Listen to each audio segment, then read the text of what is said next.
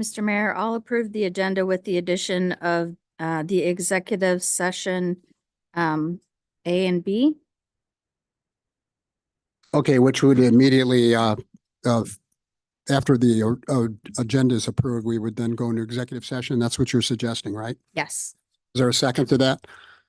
I'll second it. It's been moved by Counselor Long and seconded by Counselor Randall to approve the agenda as amended. All those in favor, please say aye.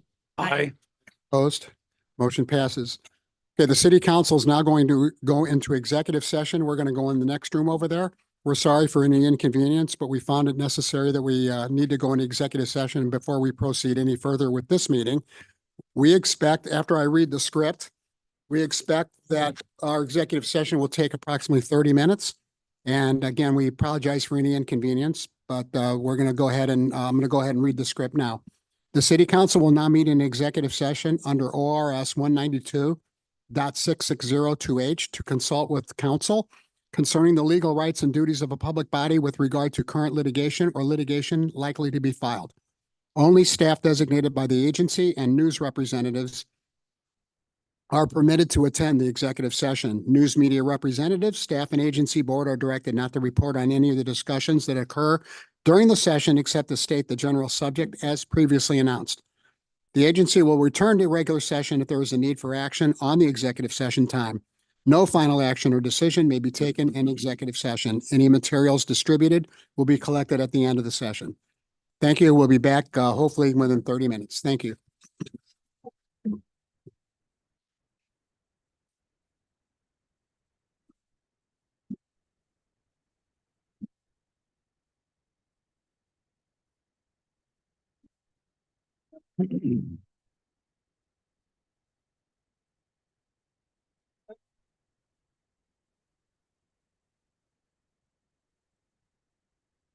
Said what?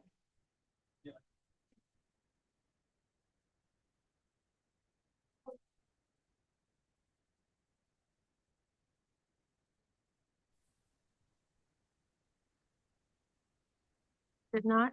Oh, is it on? Is the red light showing? Press the silver button. We can still hear you, Paula. You're lucky to. Never mind. Is the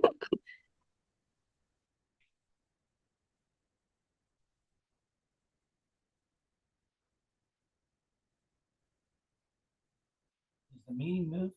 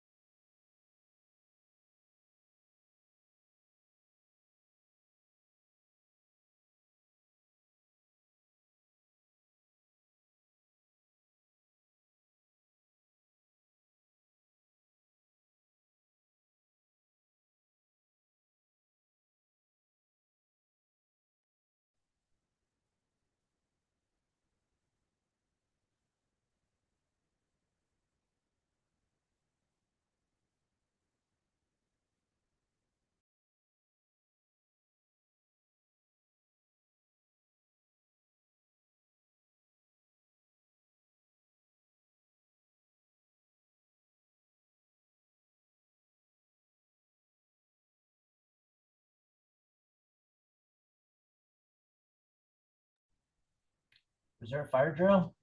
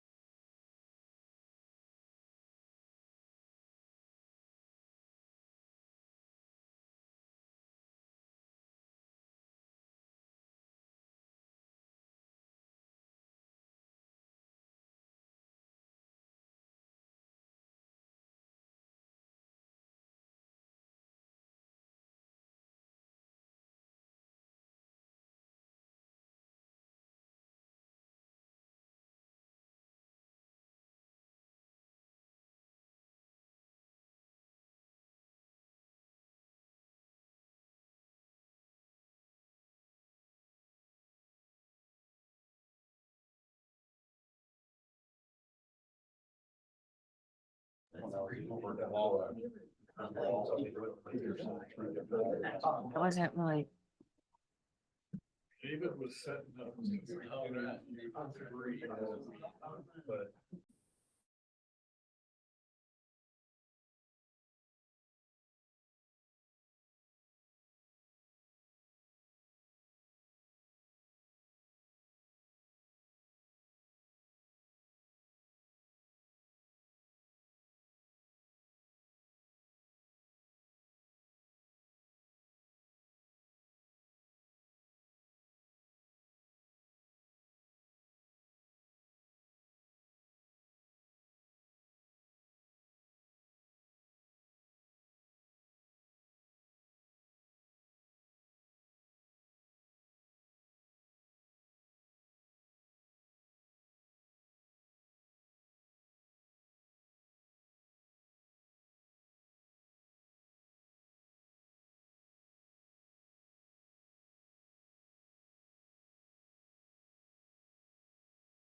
Can you move the camera up so I can see?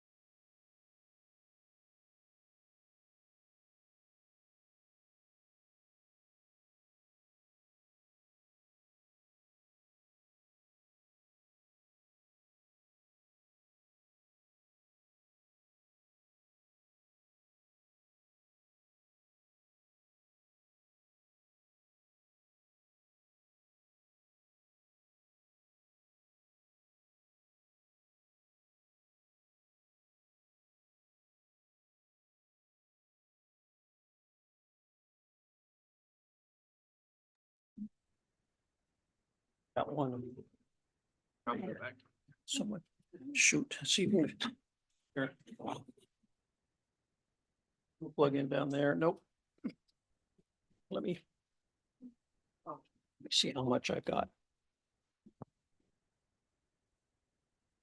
You go ahead and take it.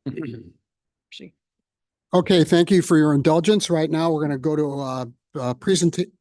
Let me go through that again. We're going to go through with the agenda here. Item 5 is 5A is Historic Landmark Commission 2024 Goals Report.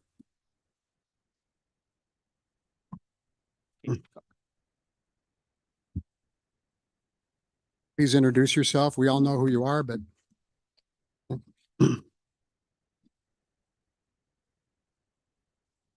Hello, counselors. My name is Caitlin Cook. I'm the senior planner with the City of the Dalles Community Development Department. And tonight I'm discussing the Historic Landmark Commission goals for 2024. Before we get started, I'd just like to give you a little update. We have approved 4 development applications with the Historic Landmarks Commission this year. These have ranged for mixed multi-use development with residential, with commercial, and full facade restorations, and also murals. Getting started here, I'll just read off our goals. So we have them itemized into short-term goals and continuous goals. So the short-term goals include update the historic ordinance and design standards to be clear and objective, provide historic restoration workshop for local homeowners and contractors, encourage the addition of a student representative on the Historic Landmarks Commission, apply for a grant to create a preservation plan for the Dalles, create a concept design for historic building plaques, encourage the fabrication and installation of historic plaques throughout the community, including Amotan Field, support the creation of tours of historic properties and the Pioneer Cemetery, provide landscaping, informational signage, and maintenance of the Pioneer Cemetery, which we currently do, encourage the restoration and preservation of Pioneer Cemetery and establish an inventory available on the City of the Dalles website. This is in a reference to the grave sites. Encourage the restoration of upstairs windows of the Waldron Gitchell building and support the installation of the light capsule art project at the Waldron Gitchell building. So a couple of things here. We consistently work on these short-term goals, and we have plans on potentially supporting an art project at the Waldron Gitchell building and the continued restoration. The continuous goals include encouraging the preservation and reuse of the Waldron Gitchell building, collaborate with Main Street and the Dalles Arts Center on further downtown restoration project goals, make historic preservation, educational, and funding resources available online to assist restorers with assessment and other historic preservation needs. Provide annual recognition of historic restorations at the annual goal-setting meetings. Provide on-set acknowledgement for notable restorations. Encourage historic restoration for downtown by providing historic background research. Encourage the collection and preservation of local history, including irreplaceable written and oral histories. Update historic inventories and encourage new nominations to local and national registries. Maintain our certified local government status. Support Historic Preservation Month, local historic preservation, and educational workshops. Assist with historic plat costs and availability.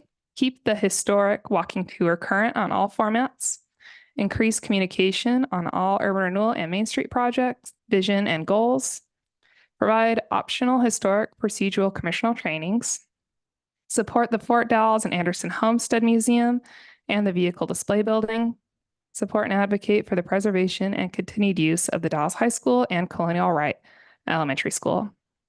Encourage continued preservation and compatible infill of historic Chinatown, and encourage preservation and continued use of Rockfort by following the adopted preservation and maintenance plan.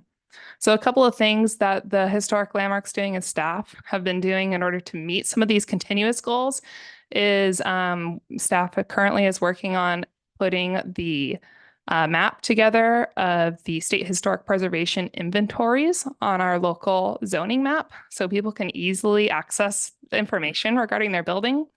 I've noticed talking to folks on the phone who maybe just purchased a historic building. They don't know these amazing histories that's attached to this house or building. And so that's a way that we've identified that we can really help people access this information. In addition, we've been working on the historic All Together the Dalles walking tour that has oral histories that have been recorded through the app. And you can access those that app through plaques that are on historic sites within the Dalles. The city also maintains the Pioneer Cemetery landscaping.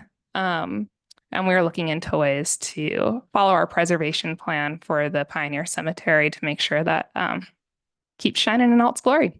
Anyways, that concludes the goals. If you have any questions, let me know. Any questions for Ms. Cook?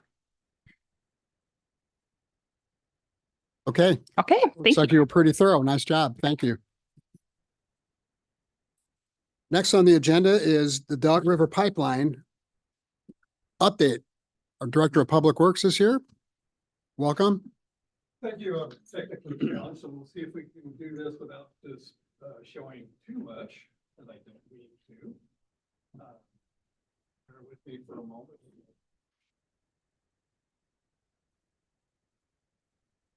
Fire up for me.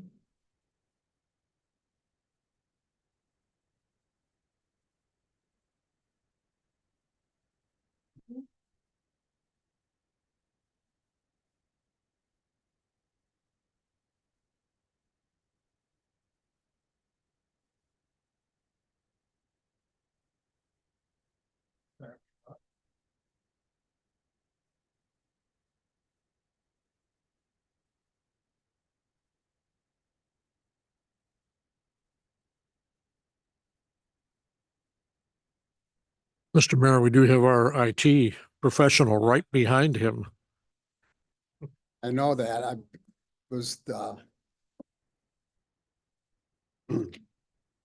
will say that the title of the item on the agenda is Dog River Pipeline, Stronger, Modernized, and in Service.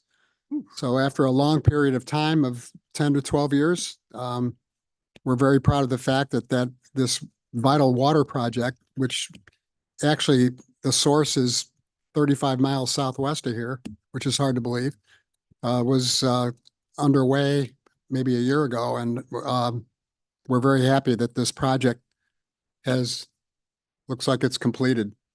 And we're all very proud of that. And I think Mr. Anderson has certainly been one of the people that's been most instrumental in making this project happen. So. Yeah, I asked to share it, so.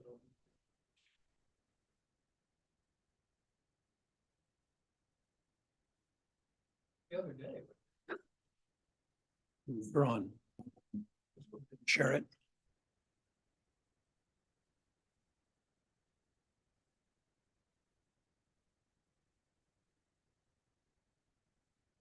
We're getting closer now. If something can go wrong, it will. Would be,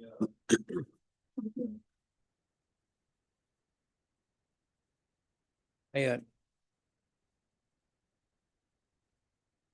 told the city manager this was gonna take 20 minutes, now you know why. I don't recall that conversation.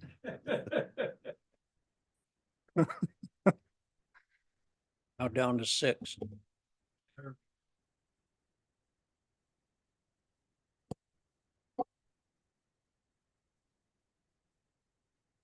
And we're.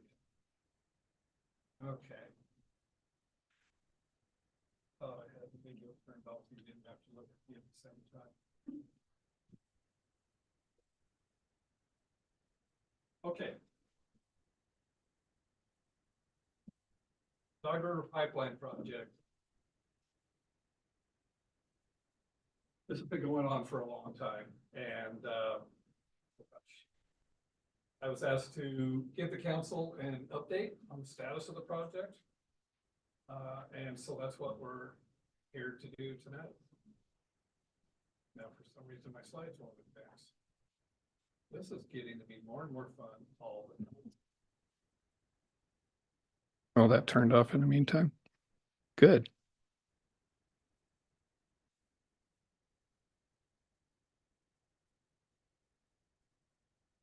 Okay, bear with me. I'm sorry. I'm going to have to restart the PowerPoint, I believe. It's there.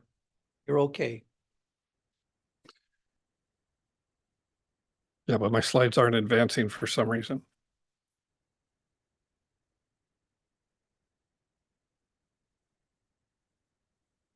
Well, darn it. Oh, here we go. I think everything's finally woke up. Okay. I wanted to go ahead and start by providing some background on the project. This has been, as we mentioned, a long time coming. The pipeline, the original pipeline, 3.5 mile long wooden pipeline that was constructed in 1913. It's located on lands that are administered by the U.S. Forest Service. The pipeline transports water from Dog River to the South Fork of Mill Creek, and that water that can then be stored in Crow Creek Reservoir, which is a dam and reservoir owned and operated by the city. The pipeline currently supplies just over half of the city's annual water supply, and prior to replacement, it was leaking up to about 1 million gallons a day during the springtime high flows. I do not know why my slides are not advancing.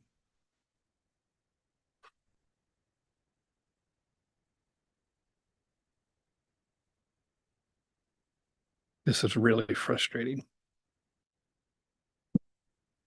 Want to bring it back next meeting?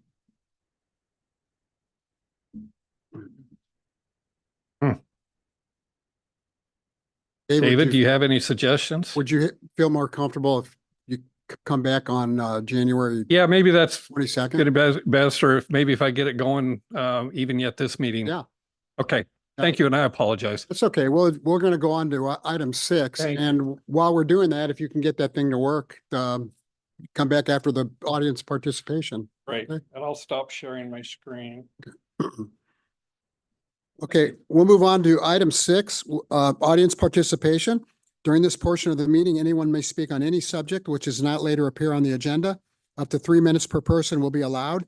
Citizens are encouraged to ask questions with the understanding that the city can either answer the question tonight or refer that question to the appropriate staff member who will get back to you within a reasonable amount of time.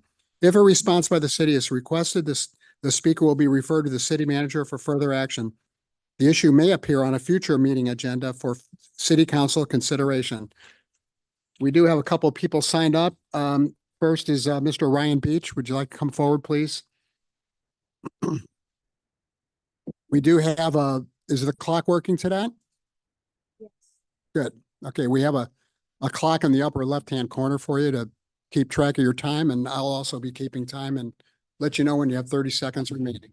Won't be too long tonight. I just want to say thank you to all of you for getting St. Vincent de Paul to the table to work towards a better balance for the 3rd and Pentland neighborhood. I'm seeing plenty of backlash online against the city that's frankly misplaced and disregards the intricacies of the situation. I recognize the action the city has taken regarding St. Vincent de Paul is difficult, especially given the season, but this has been long in the making and is appreciated by the neighborhood. As you begin your negotiations with St. Vincent de Paul, I encourage you to involve the neighbors that surround St. Vincent de Paul in parts of that conversation. We have excellent service models in this community like MCAC, who have shown that by community outreach, communication with their neighbors, guidelines, and security measures such as cameras and security officers, we can all coexist cohesively. Low barrier service options are important, but an organization that chooses this route must be equipped and responsible for the services they provide. Thank you again for getting St. Vincent de Paul to the table to work towards a better solution for all. Your efforts and time on this matter are greatly appreciated. Thank you. Anybody have any questions or comments? Thank you, Mr. Beach. Roger Nichols is next.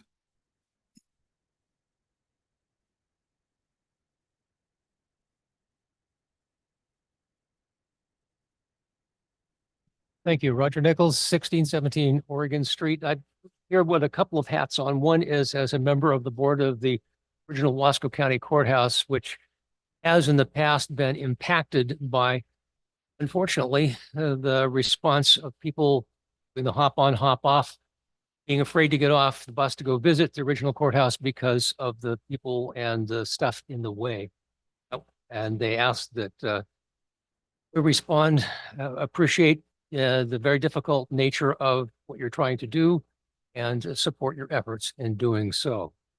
The other is a question, just a suggestion for you. One of the other hats that I wear is I cover the Goldendale City Council meeting. They recently instituted a process where they have 2 public comment periods.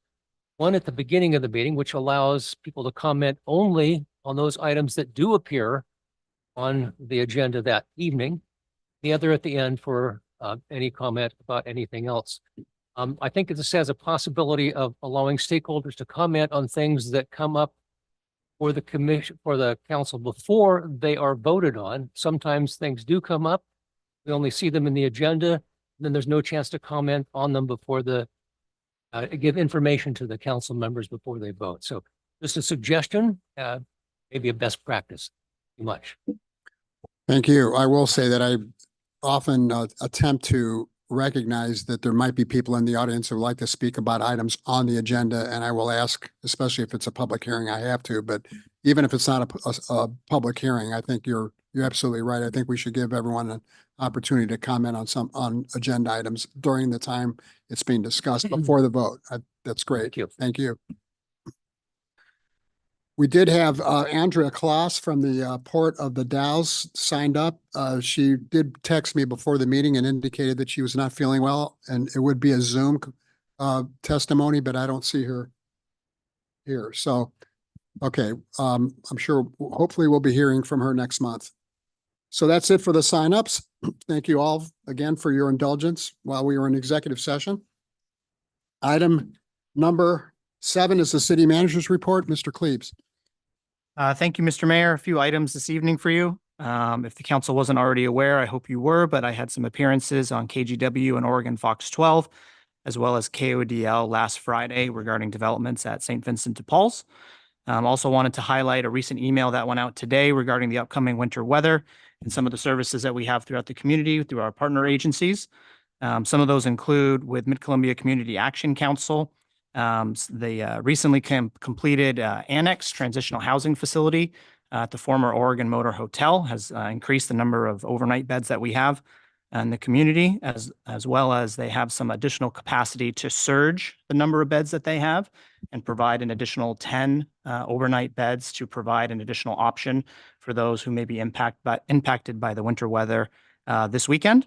That surge capacity will be temporary related to the winter weather if it falls within the requirements and guidelines that Mid-Columbia Community Action Council follows. And we'll still have a lot of all of the same rules and policies and procedures that MCAC and the annex operates every day. MCAC will also be distributing warming bundles to different partner agencies and directly to individuals who may need assistance. And their housing stabilization manager, Mitzi Manager, will be the point of contact for those warming bundles. And we've also been put in contact with the Oregon Department of Human Services and their regional emergency coordinator, again, in partnership with Mid-Columbia Center for Living and North Central Public Health, in case there are additional resources that can be requested by the state for some of the upcoming weather that we're experiencing and throughout the winter season. Last Friday, I also had a productive meeting with Mid-Columbia Center for Living. As the council may recall, a number of months ago, there seemed to be general consensus support to explore a outreach or street outreach program and having the city consider supporting that program at the Mid-Columbia Center for Living. The elements of that program, that pilot concept, if you will, are coming together.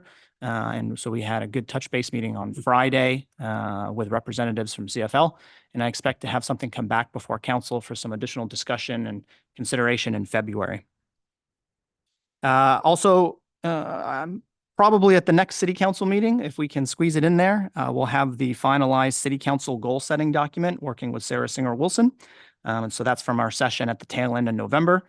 Staff's been doing some additional effort developing some of the strategies and action plan associated with the council goals that were identified from that session. And that final document will come back for your consideration and adoption. Ideally, at the January 22nd meeting, we'll see if we can put all the finishing touches on it. At the very least, the first meeting in February. And finally, well, two more things. I had a meeting with representatives from the Sister City Association to discuss that very long-term and ongoing relationship that we have with Miyoshi City and planning for this upcoming budget cycle and how we engage and work with the association itself. And then finally, I wanted to highlight for Lisa in the audience here, the Distinguished Citizens Award Banquet is coming up on January 18th. It's a night at the Oscars. It starts at 5:30. Thank you very much. And so if the council is interested in a ticket, please let me know, or please let Abby know, and we can help facilitate that for you. And with that, that's my report. Thank you. Item 8, city council reports. We'll start with council president, Tim McLaughlin. Councilor McLaughlin. Over the holiday, I had ongoing talks with citizens concerning various topics. I also enjoyed having my family home over and had friends in, and it was a great holiday. So I have a very short report this week. Thank you. Councilor Long. Yes, so I met with the city manager last week to update each other on some ongoing issues with the city. I also had an urban renewal meeting, and we talked about updating our plan and discussing the future of the urban renewal agency itself. So in light of that, in January, our meeting is going to be on the 4th Tuesday instead of the 3rd. So that will be the 23rd of January. If people want to participate in that, we'll be talking a lot about updating the plan itself. And Excuse me, Chair Long, it'll be the 30th. it'll be the 30th. Thank you. Sorry. Thank you. And those were my two updates. Thank you. Councilor Randall. Thank you, Mr. Mayor. Just a few items. On December 13th, I attended the Tri-County Hazardous Waste and Recycling Quarterly Steering Committee, where we received various reports and updates. On the 20th, I attended the Historic Landmarks Commission meeting, where we discussed the goal setting, which we heard from Caitlin Cook earlier. And then earlier this afternoon, I attended the Q Life board meeting, where we were pretty much all just executive session. That's my report. Thank you. Councilor Richardson. Thank you, Mr. Mayor. Briefly, I attended the Urban Renewal Board meeting on the 19th, and I will say that we have done, the members there did dig into pretty energetically dig into sort of where we are and where we're headed next for the urban renewal. We've got some funds and a few years left to spend them, so that's a sort of a live conversation. And I will say, I think, if not as a board entirely, at least a number of members on the board are interested in moving forward the Tony's redevelopment with some alacrity, and also a Federal Street Plaza concept. On the 21st, right before Christmas, I attended a MCED board meeting, and over the last couple of weeks have had a few conversations with constituents on a couple of different issues, and also meeting with Mid-Columbia Housing just to learn more about sort of community housing and the work they do there. Thank you. Councilor Runyon. I had a meeting with the mayor briefly today. Also today, a phone conversation with the executive director of the Port of the Dalles, which I'll talk about a little bit later. I received a tour of the attorney's new office upstairs in City Hall. It's actually Gene Parker's old office, repainted. And there were no cryptic comments or covert activity discussed whatsoever. I had a phone conversation with the city manager, visited the Veterans Museum, which is right downstairs and open on Thursdays and Fridays, if folks would like to stop by. Right next to the Fire Hall Museum, opens at 1 o'clock, and they're there till around 4 in the afternoon, Thursdays and Fridays. And I've had a number of citizen phone calls and letters I've responded to in a busy couple of weeks. Thank you. Item 9 is the consent agenda. Items of a routine and non-controversial nature are placed on the consent agenda to allow the city council to spend its time and energy on the more important items and issues. Any councilor may request an item be pulled from the consent agenda and be considered separately. Items pulled from the consent agenda will be placed on the agenda at the end of the action items section. Tonight, we have only one item on the consent agenda, and that is the approval of the December 11th regular city council meeting minutes. Is there a motion to approve the consent agenda? Mr. Mayor, I'll make a motion to approve the consent agenda. And I'll go ahead, McLaughlin will second. Moved by Counselor Long and seconded by Counselor McLaughlin to approve the consent agenda. Is there any discussion? All those in favor, please say aye or raise your hand. Aye. Any opposed? Motion passes. Thank you.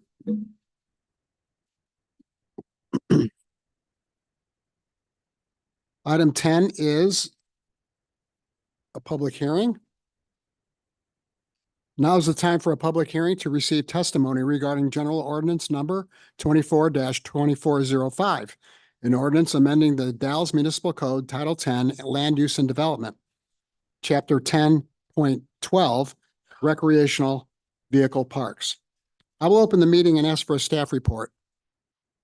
Following the staff report, I will call for testimony for support of the issue, followed by testimony in opposition of the issue.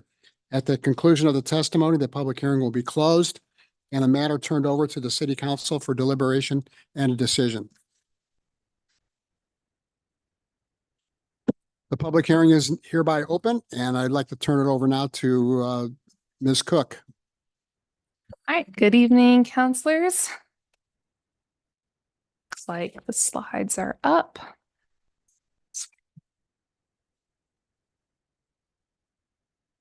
So this evening, we are here to discuss the proposed RV Park Code amendments. Before we get started, I wanted to provide you all with a little background of these code amendments. They've been a long time in the making. So since 2016, the city has approved 4 RV parks, with 3 being in residential zoning districts. Each of these applications were processed as conditional use permits, which means that they were heard by Planning Commission. Following a series of very lengthy Planning Commission meetings, the Planning Commission advised staff to review these RV standards. Staff and the Planning Commission held 2 discussions about these code amendments, and the Planning Commission requested that staff remove RV parks from residential zoning districts. Just to pop up a little screen here, it's might be hard to see, but this map shows where the last 4 RV parks were approved since 2016. As you can see, 3 of them were approved in residential zoning districts on the west side of town. So on July 20th, the Planning Commission held its first evidentiary hearing where the proposed amendments were reviewed. The city notified the Department of Land, Conservation and Development, or DLCD, over 35 days prior to this meeting, and a ballot measure 56 was mailed. I'll go into that a little bit later. On July 19th, 2023, one day before the first evidentiary hearing, DLCD provided a comment to staff on the proposed amendments, stating that some sections did not comply with ORS Chapter 197, and this is specifically regarding clear and objective housing standards. So following this comment, staff met with the Department of Land, Conservation and Development, and we discussed multiple options that we could do in order to remedy this issue. So one option that was discussed during the meeting was to regulate RV park development as a commercial use rather than viewing them as a form of housing, and include specific ORS protections, which I'll go into later. So during the Planning Commission meeting on July 20th, staff presented these modified code changes as discussed with DLCD, and Planning Commission directed staff to amend the proposed amendments to be consistent with ORS standards. After this meeting, staff worked on updating the RV park amendments to reflect this feedback. At the regularly scheduled Planning Commission hearing on November 16th, 2023, staff presented the updated amendments, including feedback from the commission at the July 20th meeting. The commission recommended approval of the proposed amendments to City Council. That's why we are discussing it here this evening. So earlier I mentioned that ballot measure 56. So the city determined that this was required pursuant to state standards for the adoption of this ordinance, as it may affect uses permitted in the medium density residential zone and the high density residential zone. And the reason why that's important is because whenever you are affecting a permitted use or a conditional use in a zone and you are taking that use away, you have to notify everybody in that zone regarding, hey, these uses are no longer available to you. And so with that, every property owner within the medium density residential district and the high density residential zone were notified. And if you're looking on this map, that color is going to be the brown color in the middle, and then the orange color for the medium residential zone, primarily on the west side. So during this ballot measure 56, we received quite a few calls from property owners. These ranged from whether or not people were able to keep their personal RV stored on their property. And I would like to make it abundantly clear tonight, because we did get a lot of questions.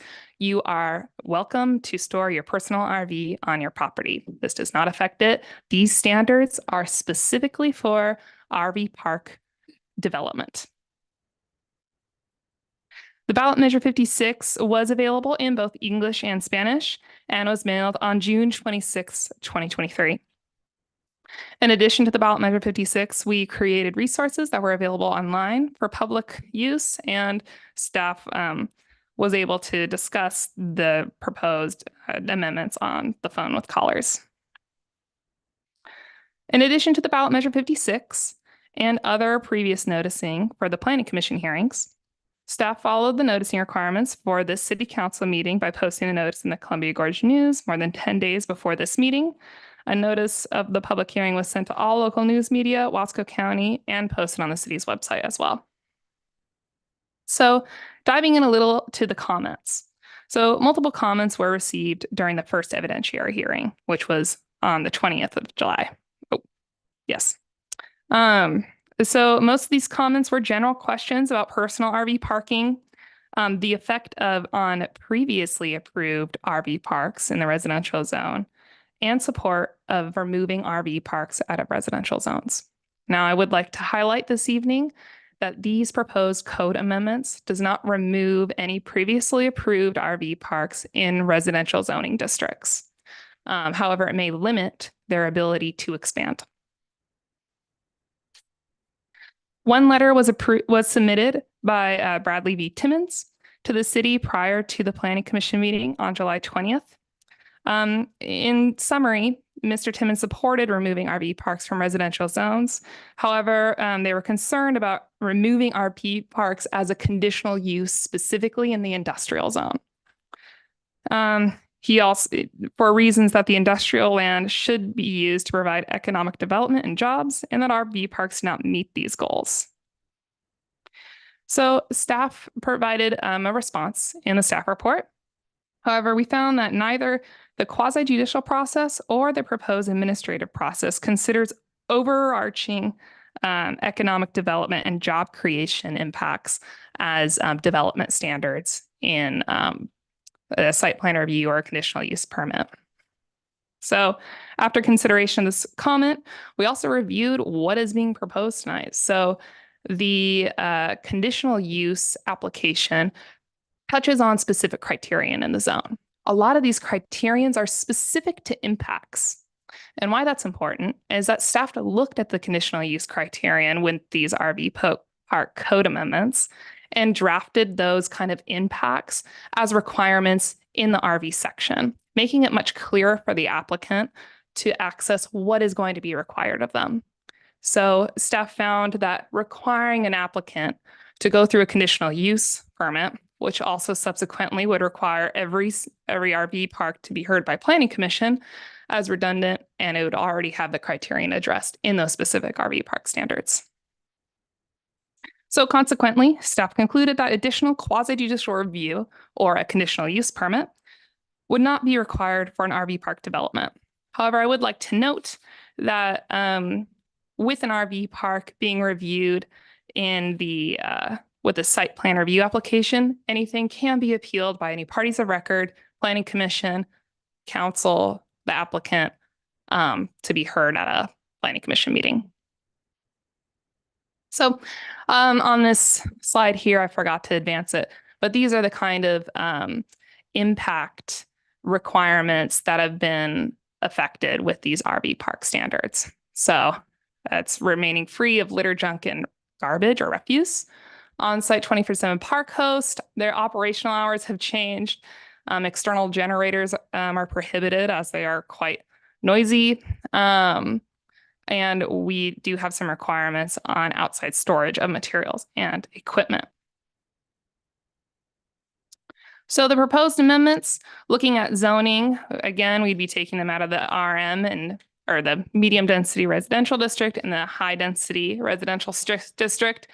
They would be permitted outright in the general commercial, the recreational commercial, and the commercial, light industrial, and industrial zones. When we say permitted outright, that does not mean that they are negated from going through a review process. They absolutely are required to go through a review process, and that process would be a site plan review. So diving into some of the development standards proposed with these RV park amendments include prohibited siting in areas of like a waterway, 100-year floodplain, stream corridors, and wetlands. Added screening requirements, clear defined hard surfacing requirements for the RV park. Increase the minimum and maximum parking requirements, clearly defined landscaping requirements, included provisions of lighting for RV parks, garbage collection requirements, and this is an important one, staff added the requirement that all RV parks must provide communal restroom and shower facilities, and that no sewer connections may be provided to any individual RV space. And I'll go into why that's an important change in the upcoming slides. Oh, and additional, there's also a limitation on the length of stay requirement to 30 days in one RV space. So you couldn't have like a long-term tenant in one singular RV space. Okay. So I mentioned ORS 197 earlier, and that DLCD brought that up. So this ordinance prohibits local governments from imposing limitations on occupancy of a residential vehicle under the following conditions. So is it located in a manufactured dwelling park, mobile home, or recreational vehicle park, occupied as a residential dwelling, or is it lawfully connected to water and electrical supply systems and a sewage disposal system? So under this ORS, if you meet all three of these criterion, you cannot limit the length of stay on a RV park, and it's considered to be dwellings, right? So you have to have clear standards. So that is why that utility requirement, as mentioned previously, you're prohibited from providing a sewage disposal or a sewage connection at each site. So there's going to be a communal site, so it cannot be considered housing. And the ORS 197 meets that requirement. Okay. So going into the findings of the fact, so goal 10 is citizen involvement. This zoning ordinance update meets the requirements as we filed a ballot measure 56, and we followed all the noticing requirements of the Dallas Municipal Code for public hearing. So there was adequate opportunity for citizen input with these proposals. Goal 2, land use planning, was met by allowing a more administrative review and approval authority by removing RV parks from conditional uses in all zoning districts. So doing so will reduce the need for folks to go to a planning commission in order to review this, and requires a more clear path going forward for applicants. Goal 5 is open spaces, scenic and historic areas, and natural resources. So as mentioned earlier, it's prohibited for an RV space to be located in a stream corridor, 100-year floodplain, and any other, in a 100-year floodplain. So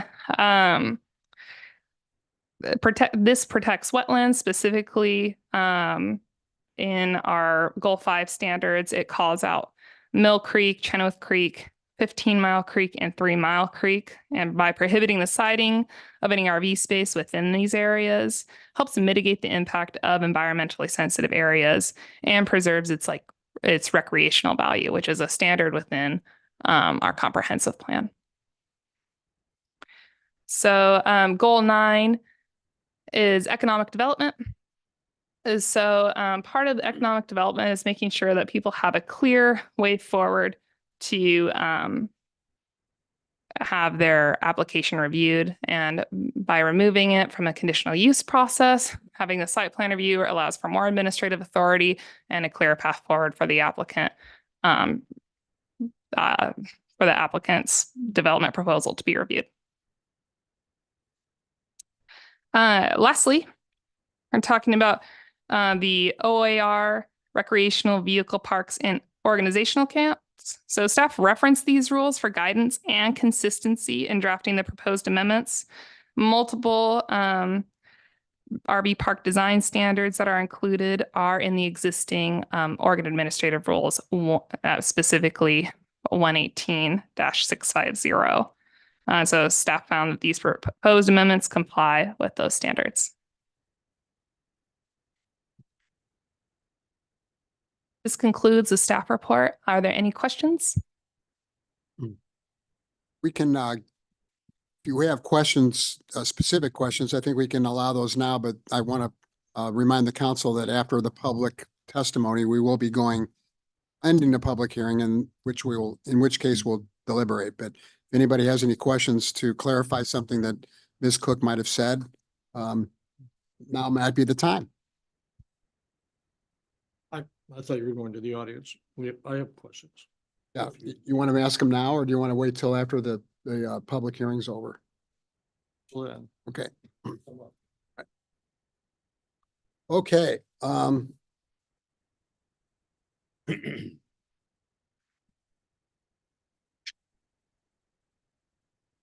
Is there anyone in the audience who would like to testify in support of this ordinance, this proposal? Is there anyone in the audience who would like to speak in opposition to this ordinance or this proposal? Last call. Okay. Let the record show nobody is testifying. I am now closing the public hearing, and I will now open it up for council deliberation. Councilor Runyon. Just a few things here, just to clarify for myself and people listening online or what have you. Under prohibited siting, which is on page 2 of 4, page 40 of 87 in the packet, 100-year floodplains, is that in practice anywhere along the Columbia River? Well, that's a great. That would be really good if you brought that back up again. Oh, some other questions. Sure. Well, just a second here. I'll share my screen. But, anywhere along the Columbia River that spans both Oregon and Washington, right? And I'm not sure if there's specific siting requirements based on for RV park sites along the entirety of the Columbia River. However, there are specific requirements in Wasco County planning that touch on siting requirements for RV parks in Wasco County, but prohibiting it entirely, to my knowledge, is not included in their standards. It would be awful if we found out later the whole thing was in a floodplain, wouldn't it? Right, absolutely. Well, it would have been a good thing to find out about. I saw on page 2 of 4 minimum shade tree requirement, and later in I think Exhibit B talks about 1 tree for every 5 spaces. Trees that reach a maturity of 40 feet. Are they in rows or just scattered throughout these RV parks? There's no description of how they're to be done. Well, and that kind of, you're right. It's not required to be in specific rows or any type of design other than what's listed. And that's for a specific reason, right? Sometimes there are utility easements. Sometimes there are site constraints that could prohibit trees from having that strict standard of being in a row or a zone or something similar.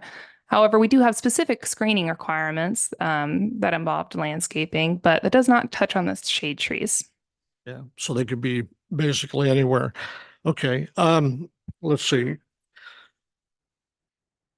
Talk specifically about letters to the property owners in the residential areas because it can affect their values and so forth and all that.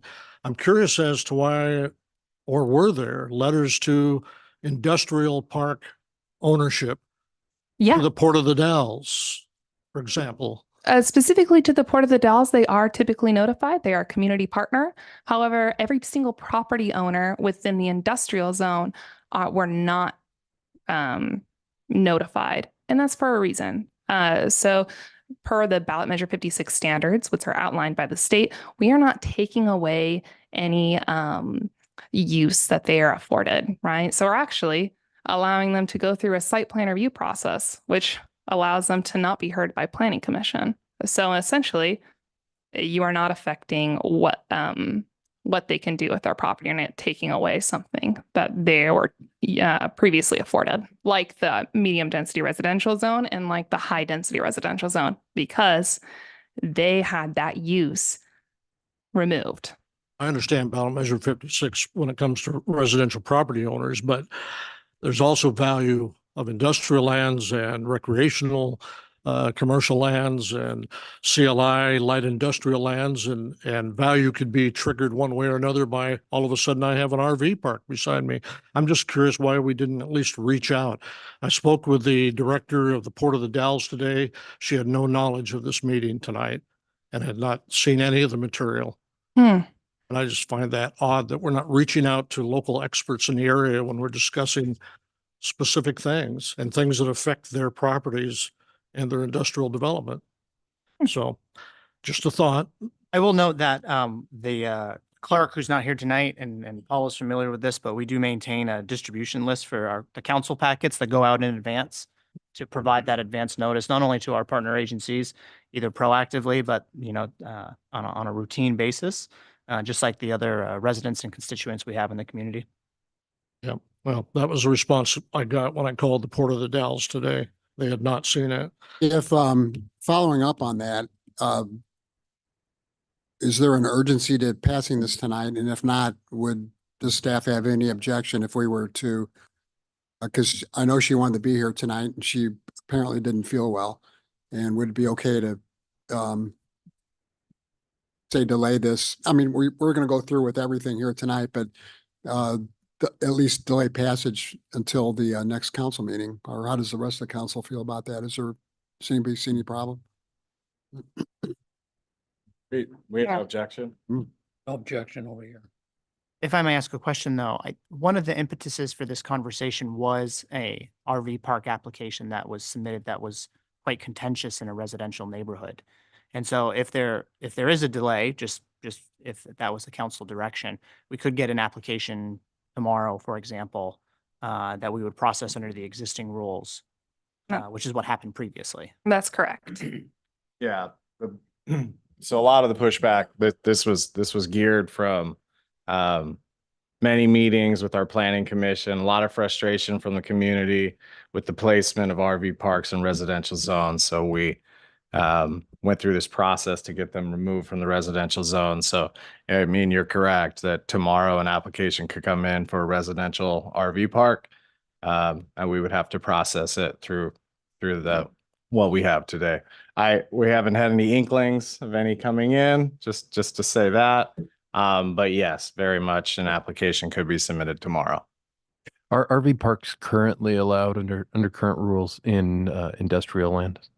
They are, yes. They're, as Caitlin mentioned, they're a conditional use currently in the industrial zone. So the process here would be removing the conditional use process for all of them placement and just requiring a site plan review process. I mean, ultimately, one of the comments that we received from Mr. Timmons was wanting to keep the conditional use process going for industrial zoned RV parks. But, as Caitlin mentioned, we took a lot of the requirements for that conditional use permit and put them into the RV park code specifically. So we looked at it as there wasn't really much else that we could address through the conditional use process. I know there's the concern of the industrial zone is for economic development and jobs. That's not a criteria that we would look at through a land use process. I mean, very important overall for the city and the comprehensive plan, the growth of the city, but it is not something that even through a conditional use permit process would we be able to take a look at and say, adding an RV park on this 5-acre parcel is taking away 5 acres of employment land. We couldn't deny the permit as a result of that. So that's one of the reasons we looked at, just taking that streamlined approach, making it a quicker process through the site plan review process. Mr. Mayor, may I finish? Sure.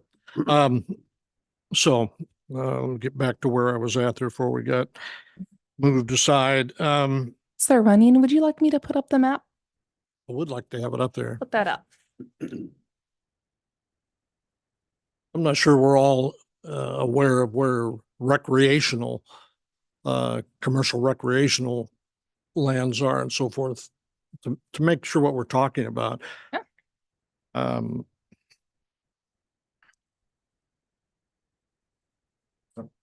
It's up, so it would be those in purple, the little purple outcroppings there surrounded by the gray are the commercial recreational. What kind of businesses are on commercial recreational currently? Currently? Yeah. Well, I guess that's kind of an interesting question. There are a multitude of permitted uses within the commercial recreational zone. I guess, yeah. It's kind of it's kind of light industrial parks, if you want to put it that way, kind of the smaller. I think there's an electric company out there. I think there is an indoor gardening store out, gelato, the dog gelato business that we have. So kind of the small industrial, I would say the light industrial parks are those just smaller shops, if you will, contractor type shops. Just furthering my point that I think there's some people that need to be made aware of what we're doing here on that industrial side of the coin. If this were approved tonight, it couldn't go into effect before 30 days. Is that correct? Correct. So even if you got a new application in tomorrow, what we do tonight wouldn't affect that, correct? Well, there's this goalpost rule that if we approved it tonight and an application came in, well, if we approved it tonight, then even if it doesn't go into effect, I guess there would be about a 30-day window. Yeah, so I see no reason to rush to judgment without getting some information from Ms. Kloss or others that may want to. I hope we'll get some other information just to make sure we're covering all folks. A couple other items there, and this was on page 5 of 11, Exhibit B. No occupant may stay in any space for more than 30 days. And I'm reminded of being a port commissioner for 8 years for one time in my life, reminded by Andrea Kloss today, the director, who I helped hire. They had the same problem at the Port of the Dalles Marina. No occupant may stay in any space for more than 30 days. There needs to be more description to that because I'll just move out at day 28 and start a new 30 days. If you don't have some kind of a 30 days within the next, let's say 30 of 45 days, 30 of 60, there needs to be some kind of a construction to that sentence that actually has them leave. Otherwise, they move to another space and start a new 30 days. I mean, because that's all the detail there is there. Right. Yeah. The limitation is on the space specifically, not the park. That's correct. And then that 30-day is considered a short-term stay. So that would result in tourism or short-term rental taxes Transient room taxes, thank you. The actual wording is no occupant may stay in any space. That's For right. the 30 days. So they could pull their boat out like they did in the marina, put it in another space and start a new 30 days. Not a boat, but an RV. I'm just saying it's the same problem we had 20 years ago, okay? It looks like there needs to be something in any RV park for more than 30 days or consecutive days wouldn't work in any 45-day period, in any 60-day period. In order to get people to move along, you're going to have to make an adjustment there. And I would hope you would think about something like that when we come back, if that's what we do. Comment on that as well. So that this is kind of gives the city an opportunity to stay silent as to how long an individual actually stays at a park. The city is going to have an extremely difficult time regulating how many days an individual is staying at a park, just like having how many days an individual is staying out at the marina. It says you have to have a park host. Correct. Yes. So a park host could process it, could monitor everything. One thing also, I think, a side note for this, maybe a caveat is limiting it to 30 days or less. We can continue to collect transient room taxes that entire time. So therefore, if an individual moves from one space to another space, granted they are in the park, let's say for 60 days, the city just earned 60 days worth of transient taxes. I don't know if that's something worth a consideration, but if you think of some of these spaces, maybe some contractor comes into work to work on Google, staying at this site, maybe is popping around. They stay on that site for 6 months. The city just gained 6 months in transient room taxes from that one stay. So it might be a good idea to look for some more concise wording on that, on how that sets. One last question. It's on page 10 of 11 regarding public parks. And let's see here. Find that spot. Public parks and open spaces, and it talks about permitted uses, permitted primary uses outright, and page 10 of 11. Public parks and open space, excluding spectator and participant sports facilities, which shall be processed as community facilities sites per the provisions of the section. So public parks and open space.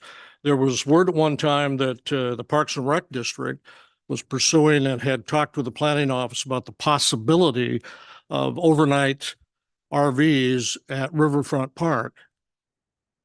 Would this allow it, or would the whole thing disallow it? Well, I believe that portion of Riverfront Park is within the 100-year floodplain, if I'm not mistaken. And so that would prohibit the siting of any RV parks within that 100-year floodplain. Correct. Floodplain. That was the first thing I came up with. There's that, and the fact that we're not removing RV parks from the parks and open space zone. Currently, RV parks are not permitted in the parks and open space zone. We're not talking about an RV park. I'm saying if the Parks and Recreation District decides they want to allow overnight parking in the summer, which was the words that I received, would that be something that could be a permitted use? Would that be a park, or would they just be parking at the park? I guess that's, Parking at the Marina Park, then I think we to would the right of the boat basin. think this would be silent on it, because this is specific to the development of an RV park. If the Parks Department were to come forward with a proposal for an RV park, we would have to look at it through this section. But I think merely parking at the park itself, this code would probably be silent on that. Okay. Well, that's another of our partners that might have been notified, because it has been on their radar to allow some sort of overnight camping, not camping, but overnight at the one that has the restrooms on the east side. Right. Yeah. And on it, and I'll kind of point out again that currently the Dallas Municipal Code does not allow RV parks in a parks and open space zone. So the Parks Department would have to have quite a few conversations with us just to be able to place it in the first place. Okay. That's all I've got. But I just think there's a lot of open things here and it wouldn't hurt to get some other input. Just my opinion. Yeah, and thank you.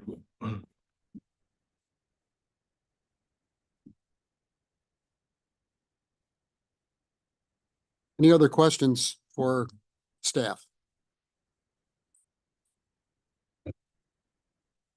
This was a result, correct me if I'm wrong, this was a result of several plan reviews of various RV parks, citizen response concerns, partner response and concerns. I was reading through some of the minutes, but I did not get through all the planning department meeting or planning meetings minutes on this. There were significant amount of discussion on this. That's correct. Well, one RV park in particular that was either proposed was on West 13th Street, right? Mhm. West 10th. Yes. Okay. All right. Any other questions or comments? I believe our city attorney has something you feel you need to bring up. Sure, Mayor Mays. No, I just wanted to mention, hearing some counselors tonight express concern that the executive director for the Port of the Dalles wasn't notified. But I believe that they were notified a couple different times over the last 8 months, along with everybody else that receives the city council and the planning commission's minutes. I just wanted to mention, it seems that, the public hearing portion of this meeting has been closed. It's a legislative public hearing. And so the decision before the council needs to be based off of the hearing record. I do not believe that we can reopen the hearing once it's been closed. And so any additional testimony cannot be admitted into the record, which would include if there were to be a continuance tonight or no decision made for this general ordinance's adoption here tonight, there would not be an opportunity to add additional testimony into the record without starting the process all over again. My opinion is if council does not want to make a decision here tonight, it really has two choices. Number one, it can make a decision at the next public meeting if it wants to, but that decision can't be based off of anything that isn't in the record, including testimony from people that aren't here to offer it, whether they are entities or otherwise. Option number two would be to do nothing and, do not adopt the ordinance, which is council's prerogative, but it would start the whole process all over again, meaning staff would have to return back to the planning commission, have a public hearing there, make a decision. The planning commission would make a recommendation. It'd have to come back to council, have to have another public hearing. I think the first public hearing here was in July. Is that right? Right. So about 6 months ago. That was the first evidentiary hearing. There were 2 discussion meetings prior. Okay. Just wanted to flag that timeline for the council. I wasn't aware of these dynamics until, well, after the hearing closed. Otherwise, I would have said something before that. So. When's the earliest that it could be put back on the plan commission agenda for if we had to start over?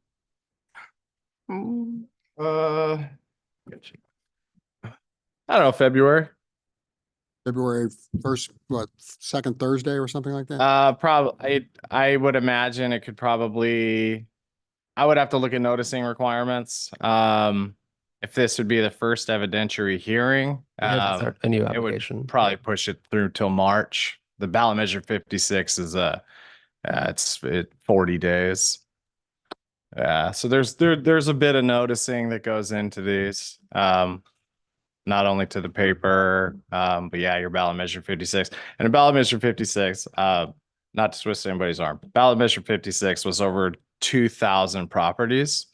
I think it was 2,000 properties. The bill was, I don't know, $1,800, $2,000 in just noticing requirements alone. But if we need to do it again, we'll do it again.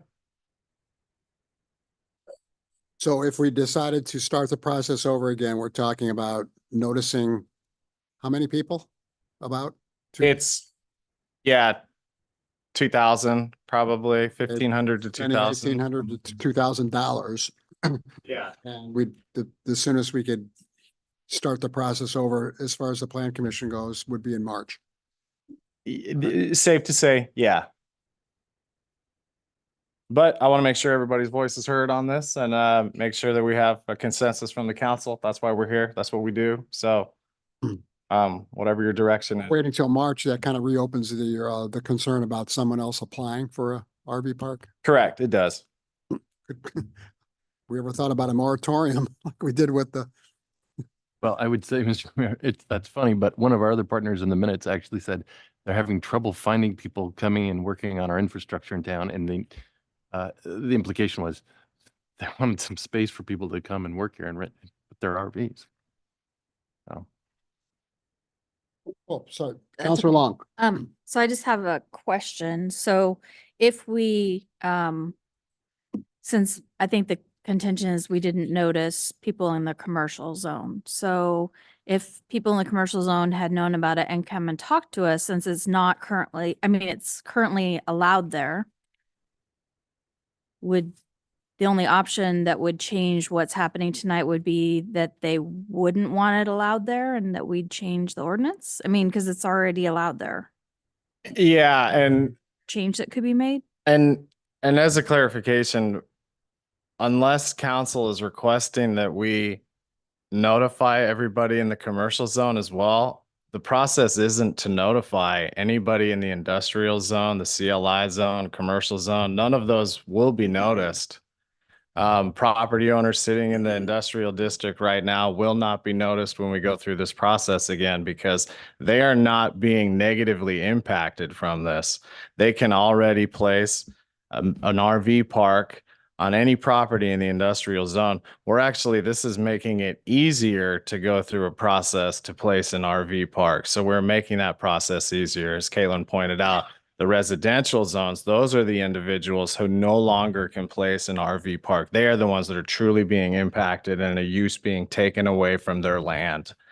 So the process, I don't know. I don't think I answered your question all the way. So Maybe. Mr. Mayor, could I ask clarification from Counselor Runyon?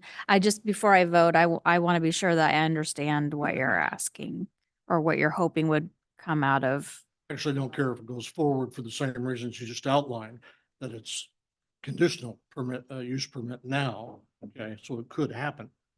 The problem I'm having here is that when you have an issue in this small, close-knit community, and yeah, this is the only ones we have to notify, but a couple of key phone calls to someone like the Port of the Dalles director who deals with industrial rules and law at all times, and maybe a couple of other experienced people like Tim McLaughlin over there, been on this council 9 years, but seeing the other side a little bit to help give direction to something that does make a change, okay, because it does affect their land as well. And maybe they would have some ideas about, you know, as I brought up from Director Kloss about just saying 30 days doesn't really have enough description to it. You know, so I'm not going to delay the thing from going forward. I'm just wanting to know that in the future, when we have these kinds of things, and there's obviously another side there, they need to be at least a few phone calls to some key individuals in our community just to see what their thoughts are would be very good. That's yeah, my suggestion. yeah, I hear you. Did that answer your question? Yeah, I just wanted to make sure. I'll vote no though myself, just. Mr. Cleaves, yeah. Just a quick question. And sorry, if I misunderstood, but with the new process, if this was adopted tonight, it streamlines the ability for an RV park to be established on a property. But if an adjacent property owner did have some concerns or did want to have X and Y reviewed, they are notified when that RV park is proposed and they have an opportunity to appeal it and have it go to the Planning Commission. Correct. Yep. Yeah. So an RV park could essentially make it to the Planning Commission, you know. If I may add, with a site plan review application, the noticing area is within 100 feet of the property. So adjacent properties would be notified if there was an RV park being developed near them.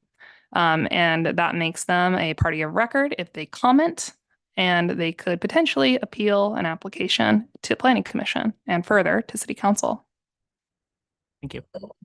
Yeah, and you know, to some additional points here, I think currently, there isn't the restriction on length of stay. You know, to your point, Counselor Onion, it sounds like the 30 days was in question here. Currently, an individual can stay at an RV park for up to a year, I believe. So, you know, we're at least putting some restriction on that. But yes, to your point, the language is written in a way that it's really up to the discretion of that park operator to determine how they want to shuffle their people around. Okay. I just want to reiterate what I've said for some time now about, and this has nothing to do with RV parks, is this 100 feet is, I'd like to see that expanded. But that's for another day. Okay, what's the council's pleasure? You like to make a motion? Mr. Mayor, I'd like to make a motion. I'd like to move to adopt general ordinance number 24-1405, an ordinance approving zoning ordinance amendment number 109-23, adopting amendments and findings attached herein. I'll second that, Mr. Mayor. Quick clarification, 2405, not 1405. Did I beat you to it? Mr. Mayor, not to put words in Councilor Randall's mouth, but I believe he also meant by title only. Is that what Yes, she by meant, title Councilor only. Randall? That's what I thought. After 4 years, I still miss that. Anybody have any objection to having the ordinance read by title only? No. No.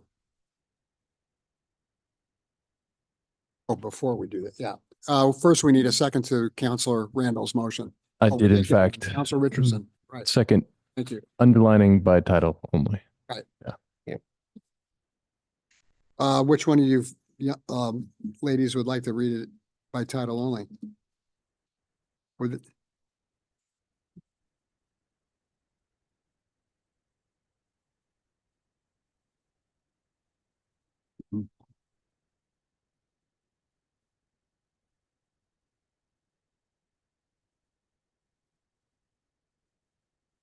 Okay. If someone please can correct me, I would be really happy to do that too. Okay.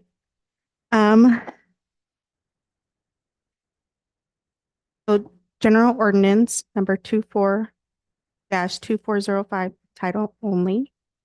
An ordinance amending the Dallas Municipal Code Title 10, Land Use and Development. Chapter 10.12, Recreational Vehicle Parks. Mr. Mayor, I don't recall, and the agenda appears to be inconsistent. On one page, it indicates that the ordinance is labeled 24-1405. On another, it appears that it's labeled 24-2405.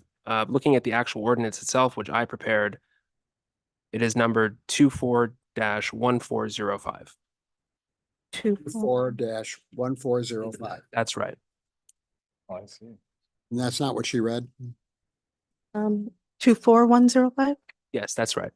I believe that is, 24-1405.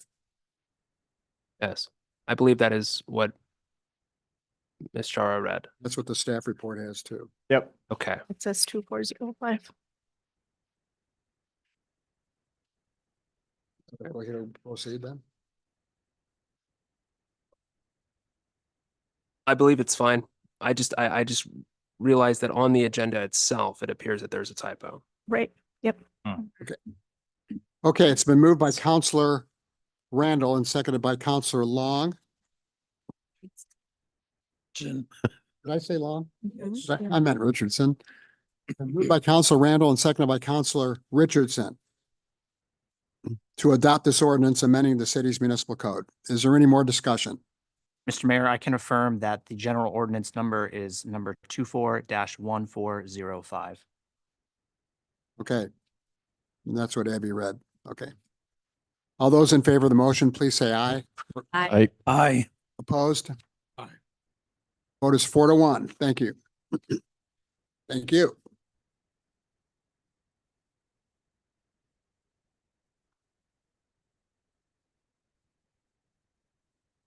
Is Dave ready to go here?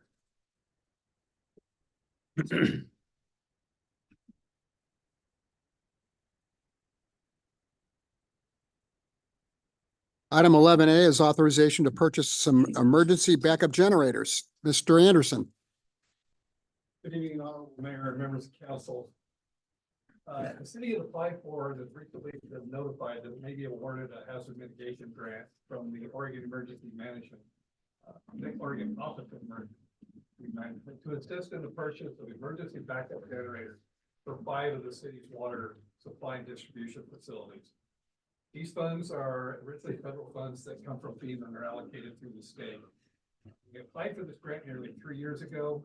Program delays resulted in a preliminary award finally being announced to us last month in December. Must have a timer on it. The city now needs to demonstrate a commitment of those funds for the project for the award to be finalized. City has emergency backup generators at its water and wastewater treatment plants and at most of its sewer pump stations and at other critical facilities like City Hall, the Public Works offices, and the State Office Building. However, until now, there's been no backup power systems on any of the city's 3 groundwater wells or at 2 of the city's 3 water pump stations. Of course, this lack of backup power makes these facilities vulnerable to power outages and unavailable for use. City staff had originally worked to include the provision of these backup generators as a project in the Wasco County Natural Hazard Mitigation Plan, and having a project identified in that county natural hazard mitigation plan is a requirement for being able to receive these funds. This program has been amended at least 3 times since we applied for this grant. Originally, the program was to provide 75% grant funding with a 25% match. Then it changed to 90% grant with a 10% match.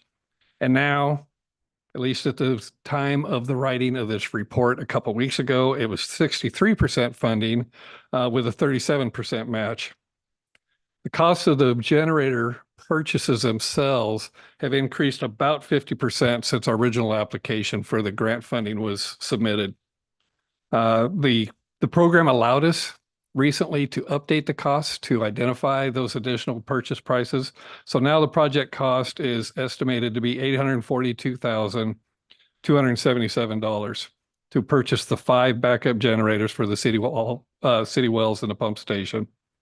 And of that purchase price, about $637,527 are costs just to purchase the equipment and the associated pertinences of the generators.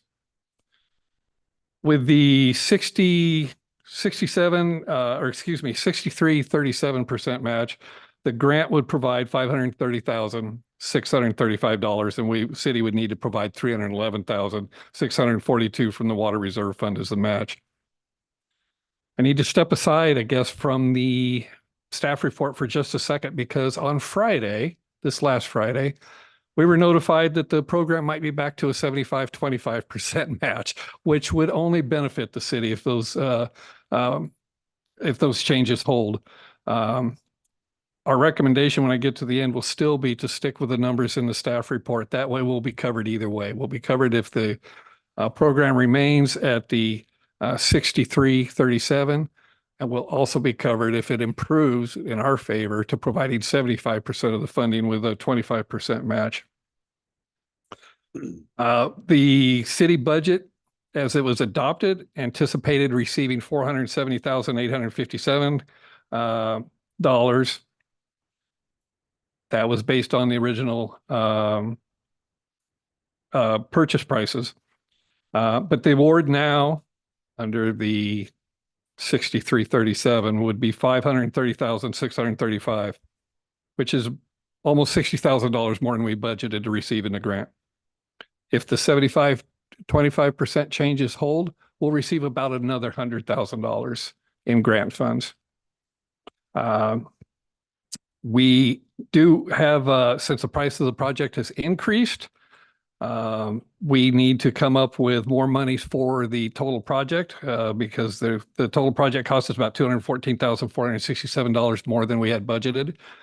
Within the same line code in the water reserve fund, we are saving for a future project to pay the Garrison Reservoir, and we have $1,250,000 allocated for that future project, so we can borrow some money from that future allocation to make this project whole. We also intend to be bringing a supplemental budget before the council in the next meeting or two, which would provide another way to make up the shortfall. If the funds are committed, the city will be eligible to receive this hazard mitigation grant in amount of $530,635 or more into Fund 53, the Water Reserve Fund. We currently have allocated $627,810 to be spent for the project. Since the project cost is now $842,277, the $214,467 difference can be made up with funds allocated for the future painting of Garrison Reservoir. With that allocation, there are adequate funds available for the project. The city's staff's recommendation is that the city council move to authorize the expenditure of funds for the purchase and installation of 5 emergency backup generators for the city water system in an amount not to exceed $842,277, contingent upon the award of a hazard mitigation grant in the amount of $530,635 or more. And I'm adding the or more because of this potential that the funding will improve to 75-25. With that, I'd answer any questions. Questions for Mr. Anderson? Just thought I'd let you know. Thank you. I have one. You've been a director for a long time. Have we ever lost power at the 3 pump stations or the groundwater wells previously? We have? Yes. What do we do? Well, fortunately to date, they've been short enough duration that we draw on our reservoirs and that's part of the purpose of having storage. But if we were to incur a power outage that extended more than 4 or 5 or 6 hours, we would start to feel that on the supply side. I would assume you're mostly concerned about wildfires and earthquakes, things like that. Earthquakes, I think, is a real big potential for longer term outages. Yeah. Okay. Or a grid shut down for some reason. Whatever those might be. Yeah. Right. Right. Okay. Looking for a motion. Well, I'm going to be interested in how we pay for it, but I feel like this is sort of critical addition to our infrastructure. So I'm happy to make that motion. All right. Is that okay? Sure. I didn't mean to cut you off. Second it. Okay. I move to authorize expenditure of funds for the purchase and installation of 5 emergency backup generators for the city water system in an amount not to exceed $842,277, contingent upon the award of a hazard mitigation grant in the amount of $530,635 or greater. McLaughlin will second that motion. It's been moved by Counselor Richardson and seconded by Counselor McLaughlin to authorize funding for the 5 emergency generators. Is there any discussion, any more discussion, or any more questions? All those in favor, please say aye. Aye. Any opposed? Motion carries unanimously. Thank you very much. Thank you. And just so you know, I think I've resolved the technical difficulties. So if you wanted to pursue later tonight or continue later tonight with the presentation, we could do so. Why don't we hear from about the fee schedule and then we'll address that, okay? Okay. Item 12A is a resolution amending the city's fee schedule. Mr. Kara. Thank you, Mayor Mays. It's that time of the year. The city fee schedule was established in 2001 and provides the city and the public with a catalog of charges for the city's municipal services. We typically review these around the first meeting of the year. The most recent update occurred January 24th, 2023. You might find attached to your staff report in the packet my proposed city fee schedule, and if council adopts the resolution attached, the fee schedule will just contain the final adopted fees and will not include these red line changes. These are just there to inform your review and decision-making. As I've done in the previous years, I've solicited input from each and every department, asking them what changes they'd like to see reflected in the city's fee schedule. And every department had an opportunity to provide me comment to compile it. And the ones that are listed here are the ones that offered to make some changes or recommended some changes be made. By and large, appears to be relatively modest as far as any changes, some deletions and some increases. Going through them very briefly, the police department would like to change the clerical fee associated with providing officer worn body camera footage from $50 to $100. Just some context for that particular increase. If an officer is wearing a body cam, which many of our officers do during many parts of their shift, and somebody makes a public records request for that footage, that's a public record subject to disclosure.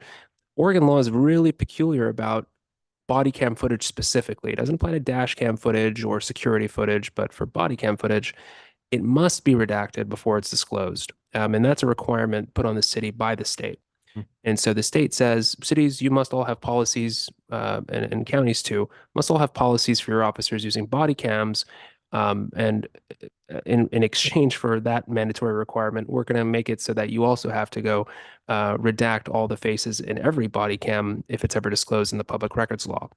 And so those redactions are redacting videos to render the faces of everybody appearing in those videos unidentifiable.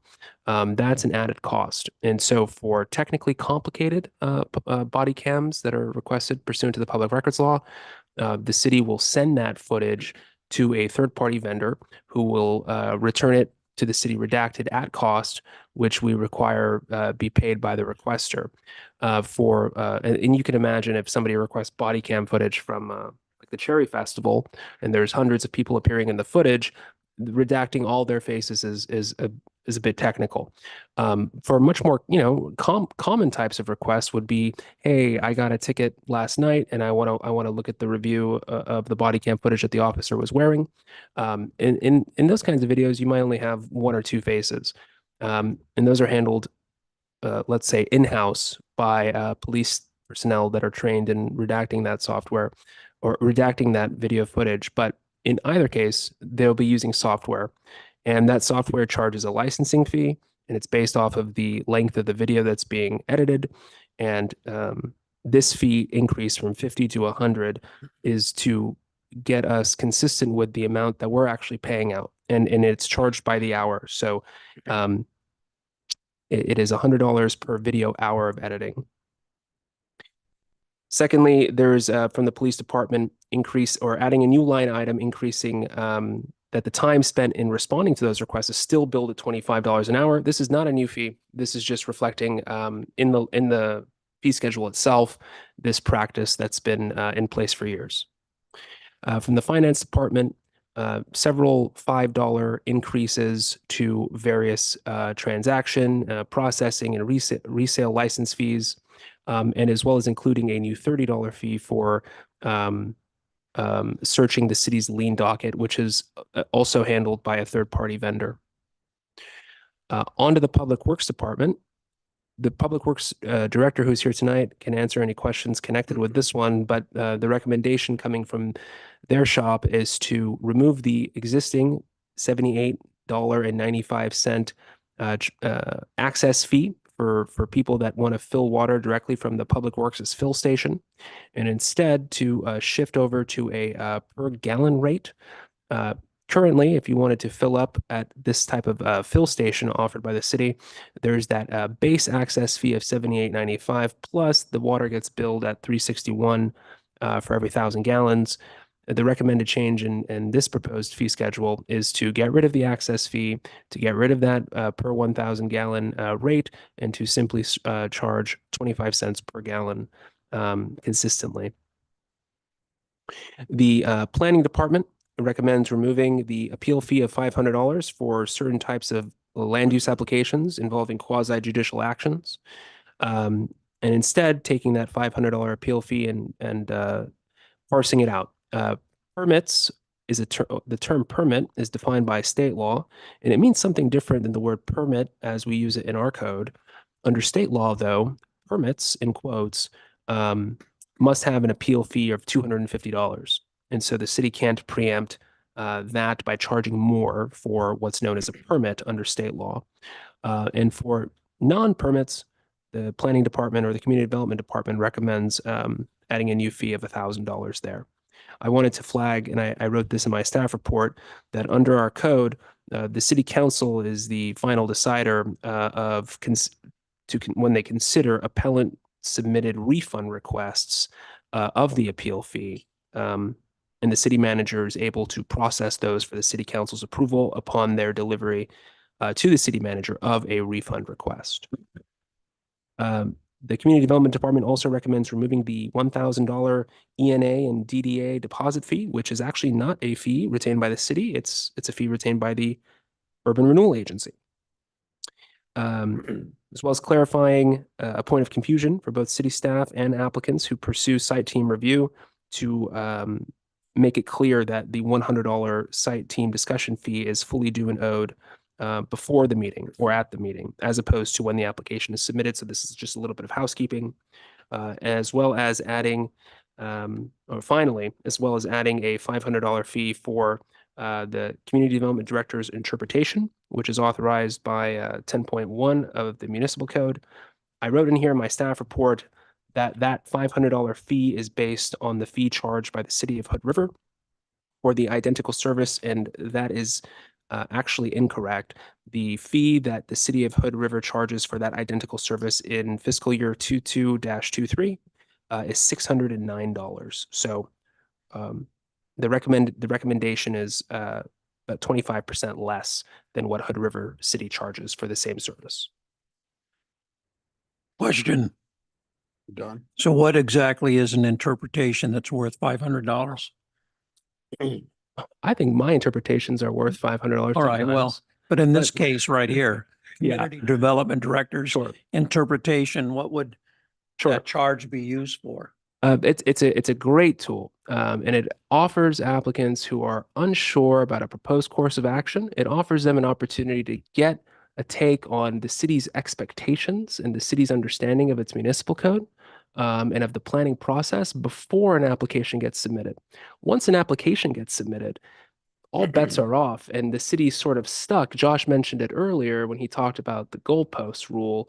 Applications are processed under the laws at the time that the application is deemed complete, and there's no way around that in land use. And so an interpretation would offer somebody something in writing that could be appealed to the Planning Commission, and it doesn't tie the city's hands and it doesn't tie the applicant's hands into a particular application. Because once you go down the application road, Oregon land use law kicks in heavy gear.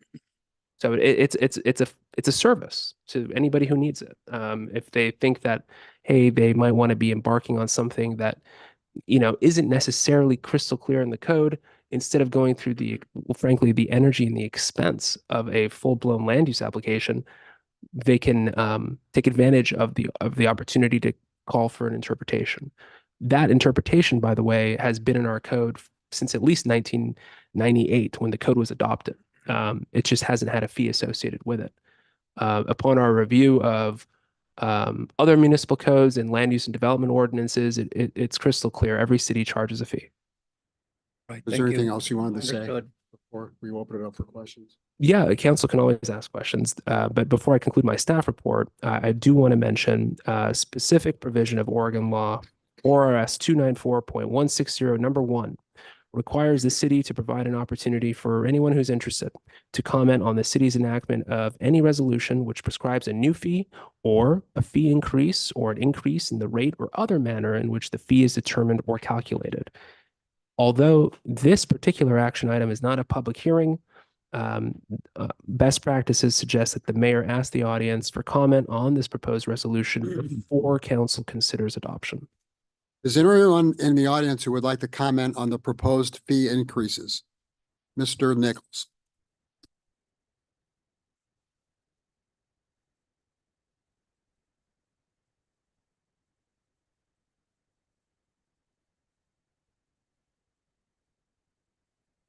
Thank you. I take it that as story of my life. Stay. And that as the city attorney has mentioned, most of the fee adjustments are very minor in nature. However, there are a couple of them that stood out to me. One is talking about people that are getting water from the Public Works Department. Current practice, somebody wants 1,000 gallons, they pay $78.95 plus $3.61 for the 1,000 gallons. Their total for the 1,000 gallons is $82.56. If they want 1,000 gallons under the new pricing, it's $250 or 3 times the price. And I'm just wondering if there's full justification for that. Sure. I'm happy to, if there's additional questions after I say what I'm about to say, I'm happy to defer to the Public Works Director if you'll have me. But I will say that is about a 70% or a 70 times increase. That's certainly the correct calculation there, Roger. My understanding of the justification for that is twofold. One is practical and one is financial. The practical one is it seems that the Public Works Department's been made aware that there are people coming to the Dalles from areas outside of the state of Oregon, coming from Washington and from elsewhere in the state of Oregon to fill up their tankers. These are not City of the Dalles residents. They don't live here or really do, they don't necessarily work here, but they come from out of state and out of the area to fill up, to take advantage of that ridiculous price that you just mentioned, which is far too low. The second thing I was going to say, that the financial justification is, looking at like anything else, whenever the city wants to introduce a new salary range or a new fee, as I mentioned earlier with the interpretation from the city of Hood River, we look at our neighbors. We look at similarly sized, similarly situated jurisdictions.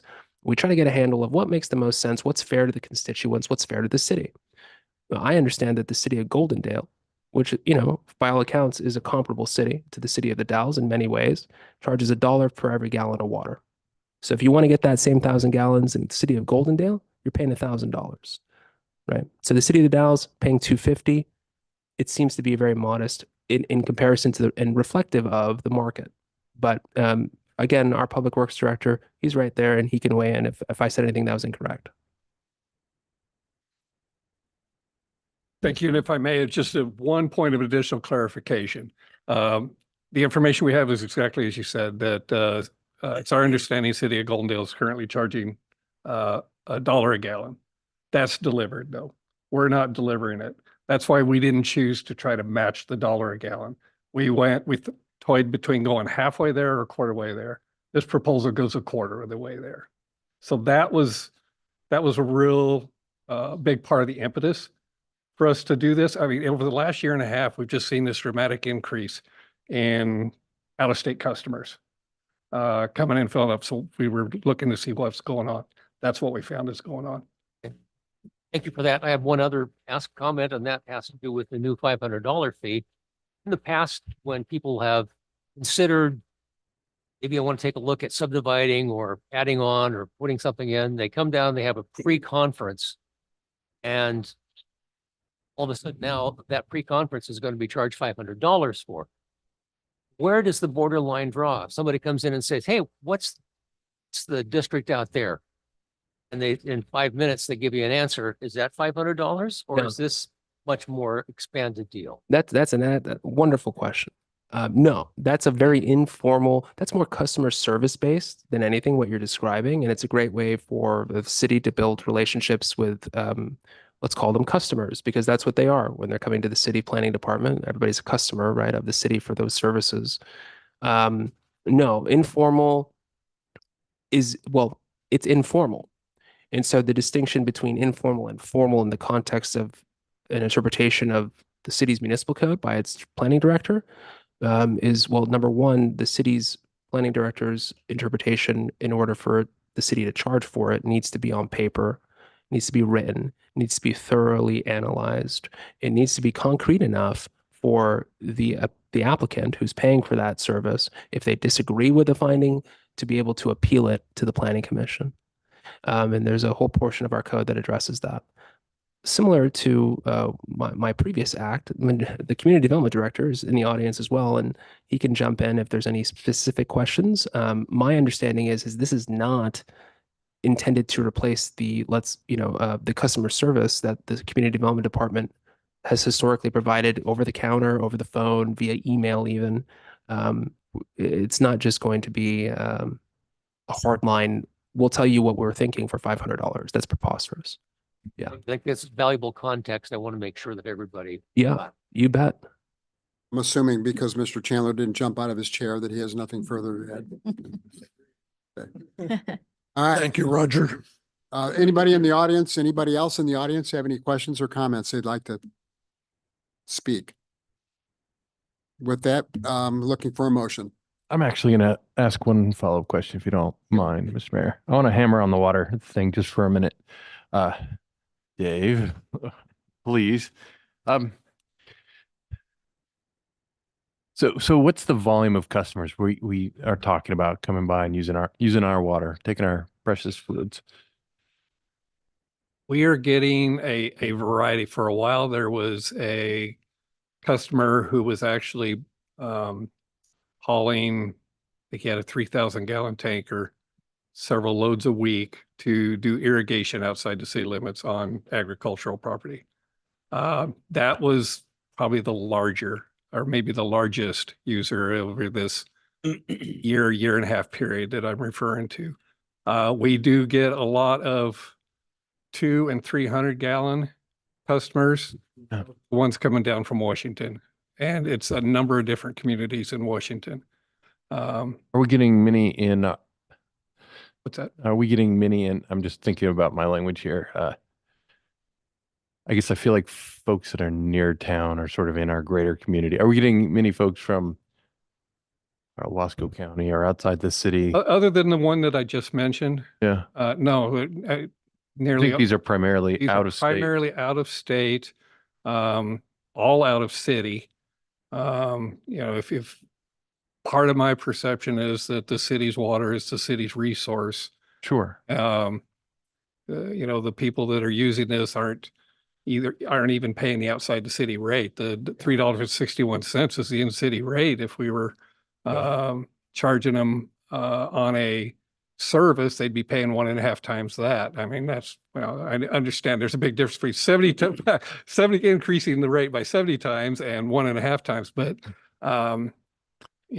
part of it was market equity, just what the neighbors are doing, and part of it was these are not city residents and maybe certainly not our primary customers. Understood. I don't want to throw sand in the gears, but I do want to follow up and just ask, is there any way that's feasible for Public Works to essentially have a bifurcated rate schedule where it's residential use less than 1,000 and has a reasonable rate? I just look at my own in-city rate, and it's the base fee is like $55 for up to $10,000. I mean, or Residential. Yeah, that's right. And It's a so great- the it's a great fill deal. station has been running at the commercial rate. There's a different per gallon for the commercial versus industrial, versus residential. We have a lot of people inside the city, normally related to construction projects, which sign up for hydrant water. Now, this isn't filling tankers at the Public Works yard. This is setting up a hydrant off a fire hydrant, setting up a valve and a service off of a fire hydrant so that they can provide water service to support their construction activities. That's the type of use we normally see from in-city residents or businesses when they need access to additional water. Like I say, over the last year and a half, the predominant use of the fill station has been outside city customers. Did I answer your question, or did I? No, but good context.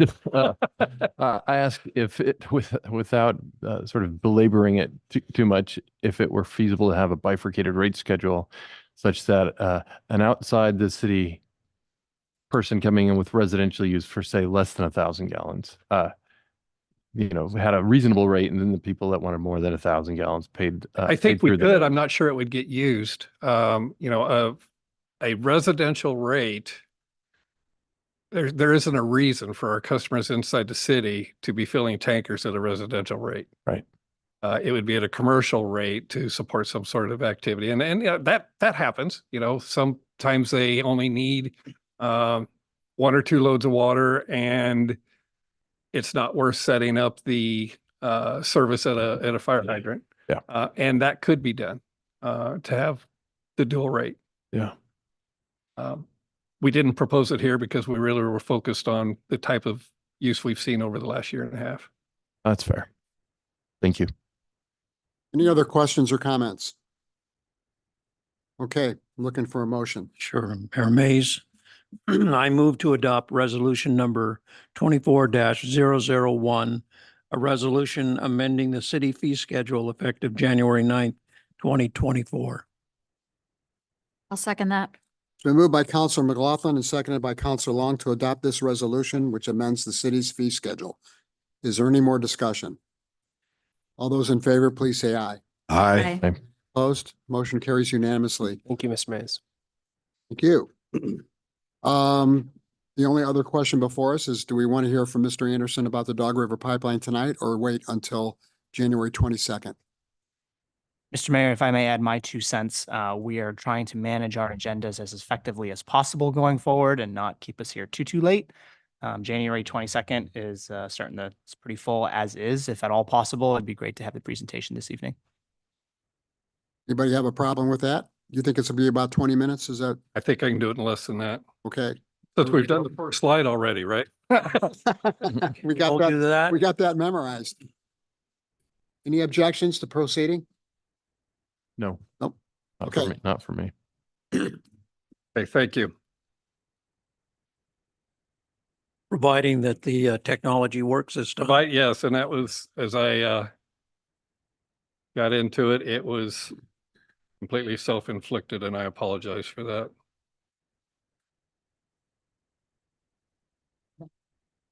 Okay.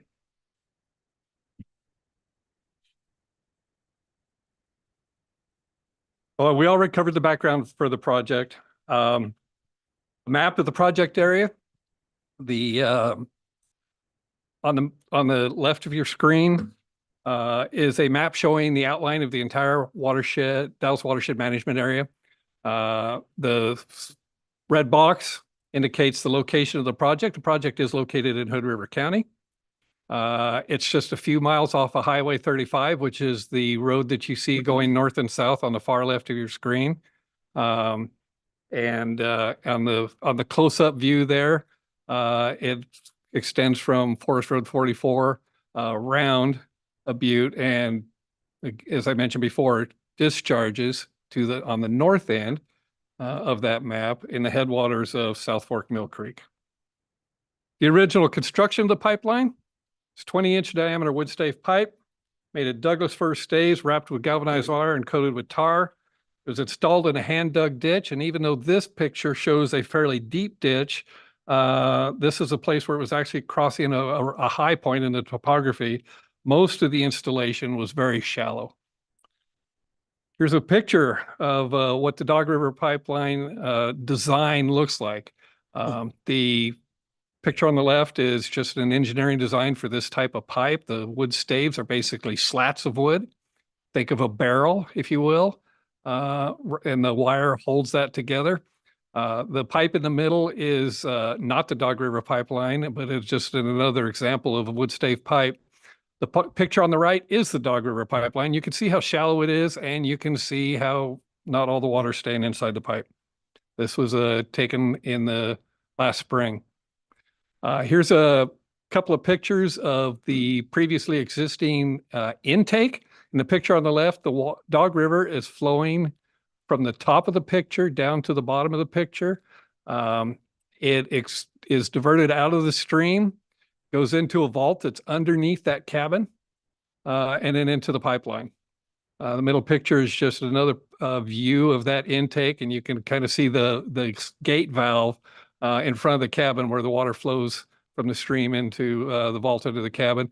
And the picture on the right was the existing outfall. This is the water discharging into the South Fork Mill Creek Basin above the headwaters of South Fork Mill Creek.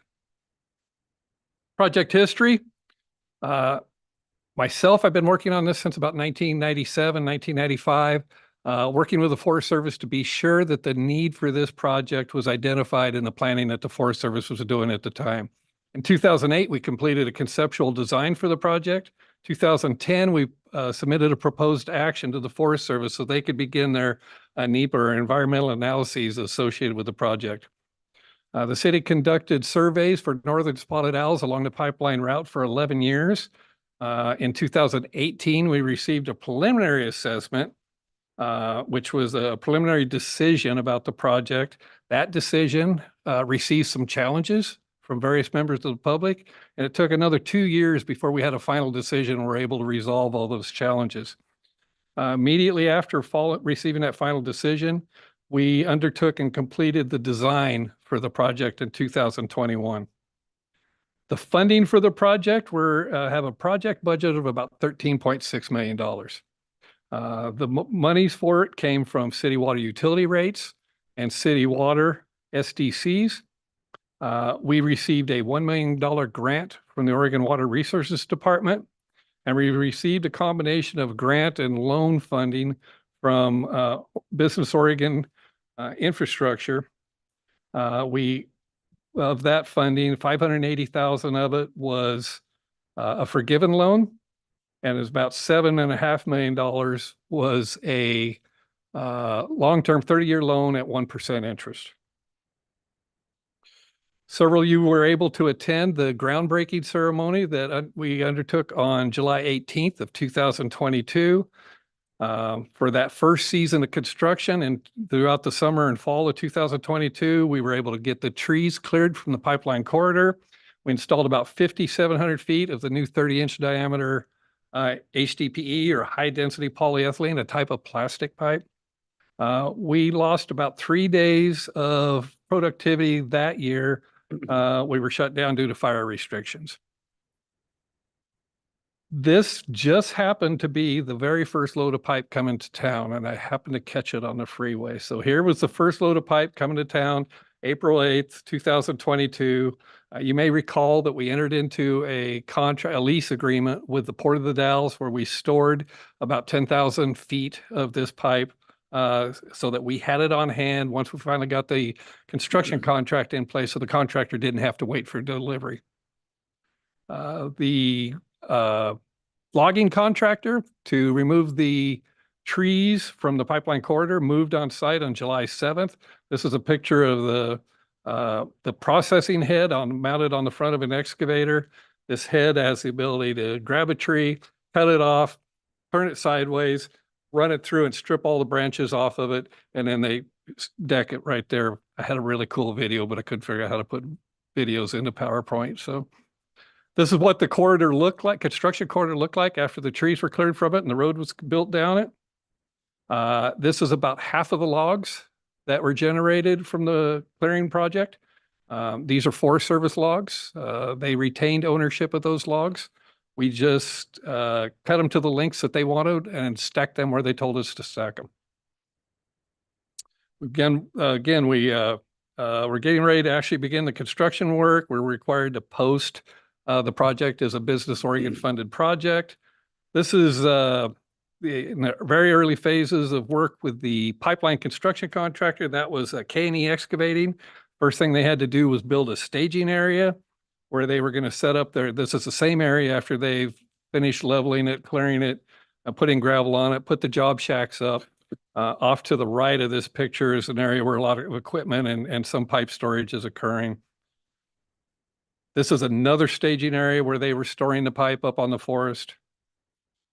This is actually the pipe fusing machine or welding machine. The way this thing works is it grabs both ends of two pieces of pipe, trims the ends off so they're very straight and true, heats up those ends and pushes them together and just holds them there until they have a chance to cool. So it's a welded seam. We basically have one piece of pipe that's 3.5 miles long up there now. This is a pipe under construction. There's two pipes showing here. The one on the, down the middle of the picture is the new pipe being installed. The one that's off to the right and in the trees is a bypass pipe that's being used to pipe the water around the site of the work, because the existing wooden pipeline is right smack in the middle of this road where they're going to put the new one. So that pipe had to be taken out of service. We installed temporary piping to carry the diverted pipeline flow around the project site while they were doing the work. It's just another picture of another location on the pipeline installation route. The new pipeline is all buried at a minimum of 3 feet. That gives it enough depth to protect it from forest fires, and also from, since it's being installed in a road, also from any impacts due to traffic. This is the way that this is a section where the pipe has been installed.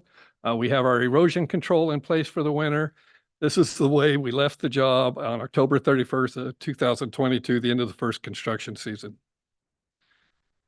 2023 was our second construction season. We got all the rest of the pipe installed. That pipe, we also installed a culvert on Brooks Meadow Creek, which passes fish safely. We removed and reset the historic diversion cabin, that log cabin that was over the diversion vault. We constructed a new intake facility and a fishway that for when there's water bypassing our intake, the fish can now safely move up and downstream. And while this season work was shut down for 3 days completely due to fire restriction, we also lost, we were only allowed to work half days for about 4 weeks due to fire conditions. So this really interfered with our project schedule and our ability to finish the project by the fall of this last year as we had thought we would. More pipeline construction pictures. This was pretty intriguing right here. When I went out and checked on this that day, they had fused all this pipe. They had it ready to go in the ditch. They were in the road excavating the trench, and they just had this pipe winched and tied to the trees above the roadway, ready to drop it down in after the trench was ready.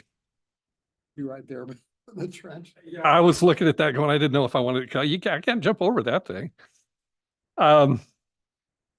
This was a culvert that we installed on Brooks Meadow Creek, a 6 foot by 8 foot prefab box culvert. This is the pipe that was the previous culvert in the Forest Service road that had failed, about a 10-inch pipe. I laid that pin there for some scale.